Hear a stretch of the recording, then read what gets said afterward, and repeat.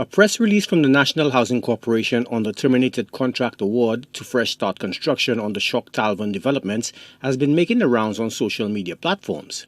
The NHC in the statement expressed concerns over what it labels inaccurate information regarding the public-private partnership signed in December 2019 and September 2020. The agency claims termination clause in the contract allowed the Housing Authority to cancel the agreement with convenience.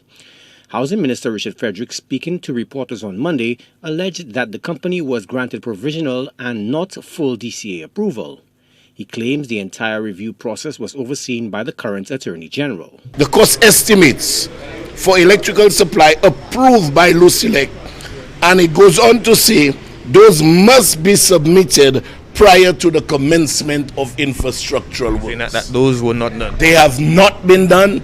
DCA has no receipt of infrastructural works approved by Ministry of Infrastructure. DCA have no cost estimates approved by Lucilec. None of those conditions were done. There is no bond in place. There is no financial guarantee. Now the NHC board in the media release is backing up the minister's explanation, stating, quote, the application was approved by the DCA subject to various conditions, some of which had to be met before the commencement of infrastructural works.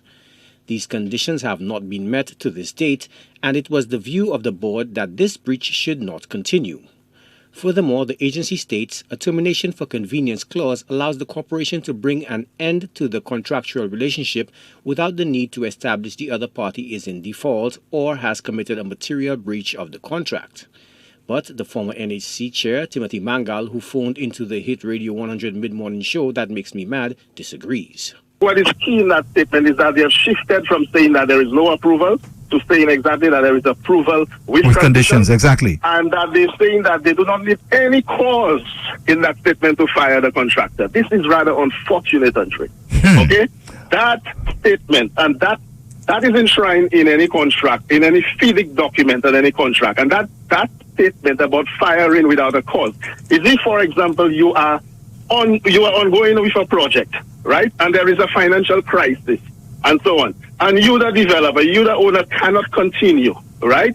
And so on. Then, or you decide not to continue, then you could fire without cause. Mangal, who waxed about his self-professed knowledge of contract law, took issue with not only the cancellation of the contracts, but the criticism of his outspoken stance. Shaz, said, why am I the spokesman for Fresh Start now when I was the chairman for NHC? Andre, I don't have to be the spokesman for anybody. I am the spokesman for the people of St. Lucia. I have inside information. I used to be the chairman.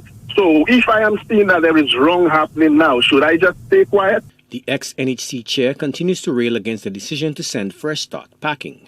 We have seen that this company has been fired for no reason. It has been said that there was no DC approval. Now there has been a shift from DC approval with conditions.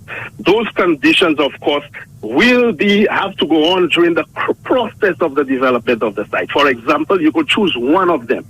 The one chosen by the company Fresh Start and NHC would have been to put in all the infrastructure. The infrastructure would have been supervised by those various agencies. And when it is to satisfaction, there will be completion certificates and the lot told. This is what is happening there. So there is nothing wrong with that particular development. This company has been fired for no reason. But not so, says the NEC board and the housing minister, who alleged that certain contractual conditions were not met by the company. However, the NEC has stated its intention to settle outstanding payments, saying the corporation intends to honor its contractual obligations and to this end have asked the contractor to submit his invoice for evaluation of the present value of any improvements within the developments. Joachim Duplessis, HTS News Force.